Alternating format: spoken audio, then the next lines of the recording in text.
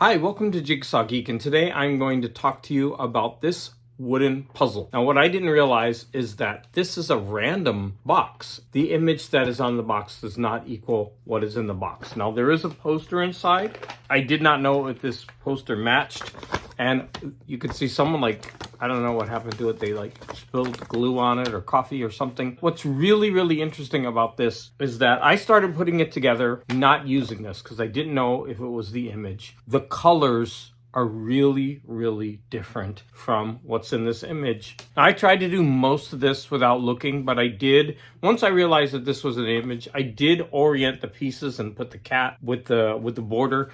And that was pretty much all that I used. If you see, I still have a little bit of Bell's palsy. Taking medicine though. I should be speaking normally soon. But I wanted to make this video. The reason I rushed through this puzzle is that there was a person on Facebook in my puzzle group, and they had some puzzles that they wanted to trade. I sent a picture of what I had. She has a puzzle that I really want. She wasn't home when I went out, but she's coming from work today, and she's going to go ahead and pick this up and give me the other puzzle. I'm going to go ahead and I'm going to stop the video here, and I'm going to finish talking about it later. I've got a lot of pictures to show, and I also have a couple puzzles that I picked up at some thrift stores in a library sale that I'm also going to show off. And I'm back. The lady stopped over. Her name is Rebecca. I gave her the two puzzles, a wooden puzzle and the string rock one. And like I said, I raced through the wooden puzzle, more on that. And I said more on. And she gave me this. I would have given 5 to 10 puzzles for this. Look at this beauty. Now, I wanted to show that I think I have 3 in this collection. This one is a Van Gogh puzzle, which I just did, the 1,000-piece one. This one is a 500-piece one. I should have done them concurrently, but look at this beauty. And then this other one I got at the puzzle swap, but unfortunately it's missing pieces. I think 1 piece. That's okay. What a gorgeous puzzle this is. So now I have 2 in this series. I really like that the boxes do that. Like this. Aren't these beautiful puzzle boxes? Unfortunately, this doesn't follow the same format. They put the name on the longer side, so that this one sticks up above the other ones. If you were to turn it sideways, I guess the font would have been smaller. 500 pieces, these puzzle boxes are smaller. Wow, am I glad to have these. I just got this puzzle in from Amazon. This is from the series that I really wanted. This is number 2. I did number 1, and I think I'm going to try to buy one of these every month. But my friend Mark Morris sent me one, I think it's number 7.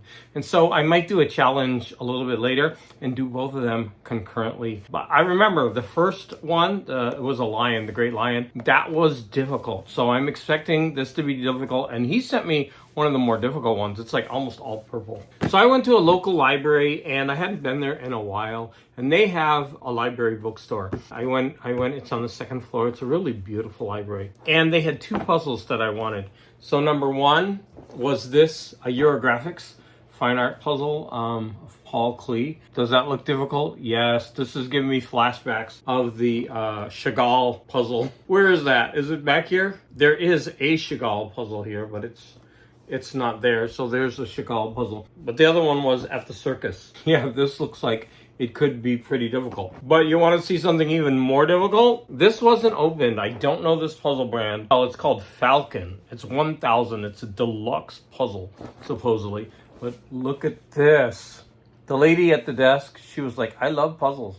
I always check which ones to come in. And she's like, when I saw that one, I put it right back down. It was a little expensive, $5, but it's brand new. This looks supremely difficult, but what a gorgeous puzzle that is. And look at this.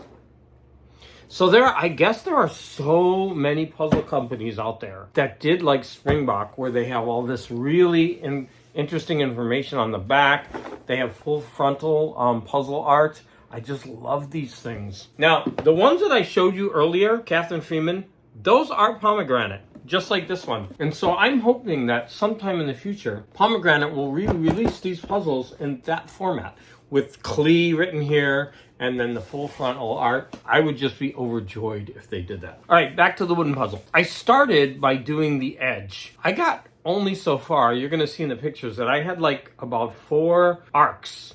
and I couldn't get them to fit together. And as I was doing the puzzle, I started with the cat and the cat head, but I didn't know how it related, and I started building around. I noticed that there were only a couple of black sections, so I went for those sections, and I was able to start piecing those together, and I started building around the cat. And I really kind of worked centrally out. I did place the edge eventually, and for the longest time I was missing one piece of the edge, and then I was able, to put in a few pieces randomly around the edge, but I mostly worked from the center outward. Ricky just did a circular puzzle. He did the edges first, and then he did the inner ring, and then he kind of worked from the center out. And I remembered when I did my octagonal puzzle, I didn't have the edge, and it forced me to work from the center and on the patterns and build out. And I think with circular puzzles, that's really the way to go, right?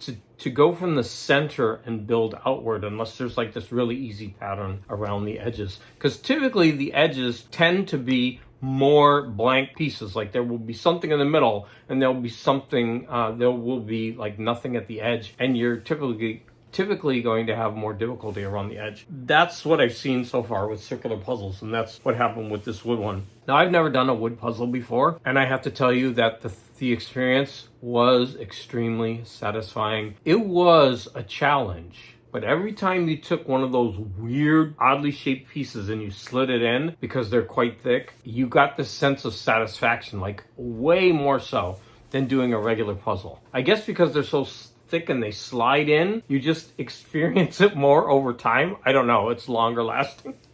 This is sounding weird. Putting that puzzle together was really a lot of fun. I think about a year ago, maybe, Karen's Puzzle put out a video where she went to a wooden puzzle convention. I really liked that video, and I wish I could go to that convention. I think it would be so much fun, because you get to, not only do they sell the puzzles there, but you get to hear the people talk about them, you get to see them make it, you can attend workshops where you design your own. That convention looked so much fun. And so now, building my first wood puzzle, I realize how special they are. Now, I'm going to get back to work on my Van Gogh puzzles. I've taken enough of a break. I need to get them done. I want to say thank you for watching this. It's really interesting, but my puzzle videos are doing better than my other channel. I have 1,500, almost 500 subs on that channel, and I usually get about 60 views. On average on this channel, I only have 350 subs, and I'm getting about 100 views per video. There could be many factors. Most of my videos on this channel are way shorter, and it's also I'm